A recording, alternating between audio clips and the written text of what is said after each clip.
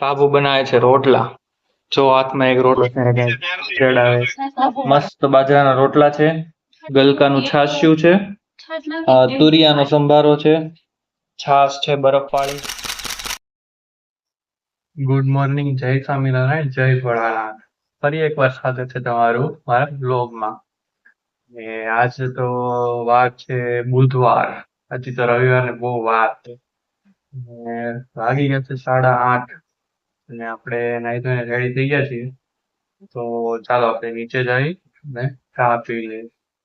અક્ષર આવી ગયો છે અમારા ઘરે.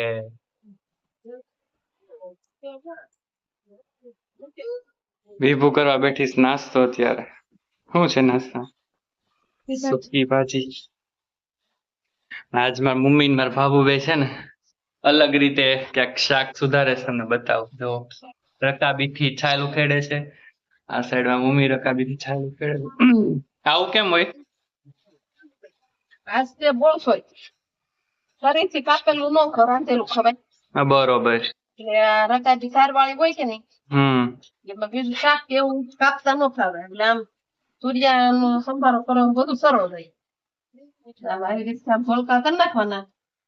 એટલે આની શીરું થતા વાર ન લાગે.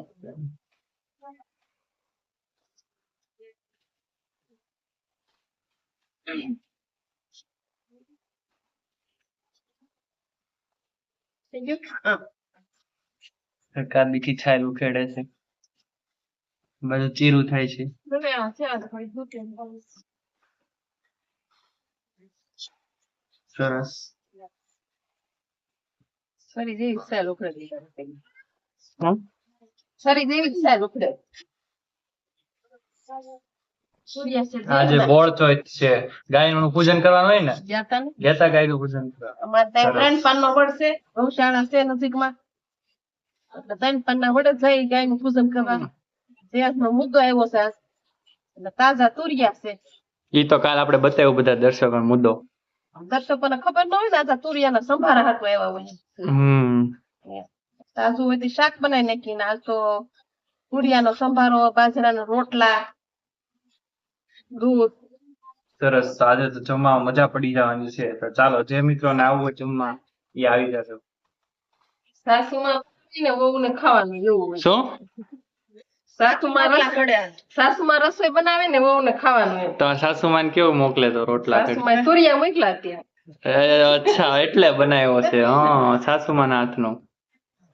સાસુમાં દૂધના વાળા પેંડા મોકલે. સાસુમાં ડાયટ છે એટલે મારા બા બહુ દૂધના પેંડા કોણ મોકલે અત્યારે? એટલા ઉંમરે એટલું મહેનત કરીને મારા બા મોકલે. અમે સાસુ થાવ તો અમે મોકલશું તમાર ખવાય. સાબુ બનાવે છે રોટલા. જો હાથમાં એક રોટલો ચડાવે. સાબુ માપના રોટલા. મમ્મી રોટલા ચોપડતી જાય છે. મારું ફેવરિટ બને છે રોજ. જો ગલકાન છાશ્યું છે. આપણે જમવા બેસી ગયા છીએ.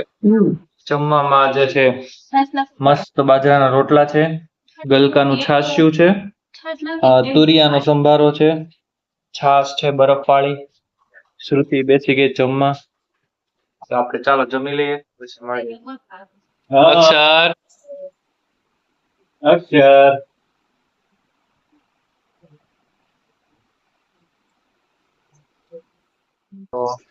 વાગી ગયા છે 11 વાગી ગયા છે 11. અને અમે બધા સિંગ ખાવા બેસી ગયા છે. જો બાફેલી સિંગ છે. આજે તો મજા જ આવી જાય. શ્રુતિ છે, વિભૂતિ છે અને હું છું. આમ 3 જ છીએ આજે તો, કારણ કે આ રૂમમાં 3 નો જ છે. એટલે 3 પૂરતી જ આવી છે સિંગ, બાકીની નીચે છે. તો ચાલો આપણે ખાઈ લઈએ અને આજનો દિવસ આપણે અહીં પૂરો કરીએ છીએ. તો બધા મિત્રોને ગુડ નાઇટ, જય સ્વામિનારાયણ, જય ભોળાનાથ. તો આવતીકાલે મળીએ નવા વ્લોગમાં, નવી મોજ મસ્તી સાથે. લાગશે વાર પણ આવશે મજા. આ મજા લેવા માટે તમે અમારી ચેનલ કરો શેર, સબસ્ક્રાઇબ અને ફોલો.